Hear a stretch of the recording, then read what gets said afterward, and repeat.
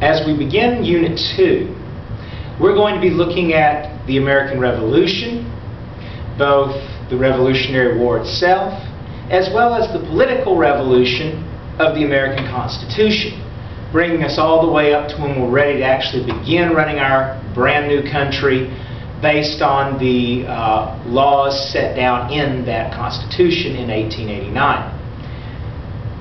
As we begin, on an April night in 1775, writers such as Paul Revere go riding through the New England countryside, warning the population that the redcoats are coming. The British Army is on the move to Concord. And before it gets to Concord, where they hope to seize rebel leaders and munitions, which they hope will prevent the possibility of a war, before they get there, they will run into a small detachment of militia drilling or just simply gathering on the green at Lexington. And at that place, the first shots of the American Revolution will be fired. And this British Army, rather than prevent bloodshed, is going to begin the bloodshed which will spill out during the American Revolution. We're going to see that early on, the American Army is up against the world's greatest power. And this Continental Army, led by George Washington, is going to fare very poorly, as you would expect. But George Washington and many other patriots like him are going to persevere through the hard times. Washington himself, as depicted here in the crossing of the Delaware, is going to do something remarkable at a little place called Trenton, and a few days later at Princeton, which is going to turn things around and save the Continental Army from completely collapsing and dying.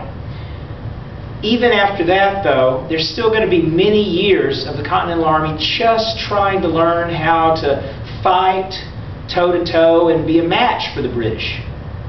Eventually, however, the American patriots are going to be able to learn what they need to become good enough soldiers to stand up to the British, and will also receive help from France and even Spain.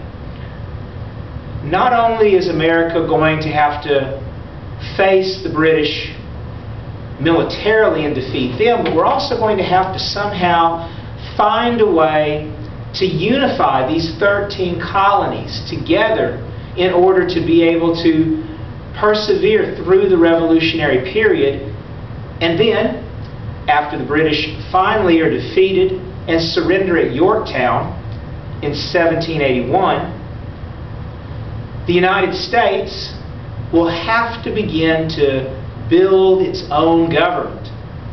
Eventually, when the Treaty of Paris, 1783, is signed and the United States officially becomes a nation, the United States is going to be functioning under the Articles of Confederation. And as you study, these articles severely limited the power of the central federal government.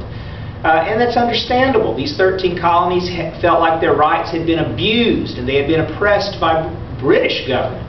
And so they were very hesitant to give too many powers to their own new government.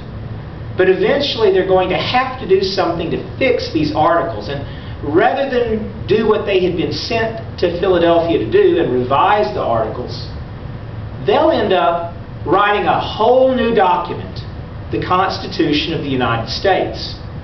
And as we study this Constitution, you'll especially be looking at the framework for the government that has existed from that time up until the present, with its three branches: the executive or presidential branch, the legislative branch, made up of both our Senate and House of Representatives, and then the judicial branch.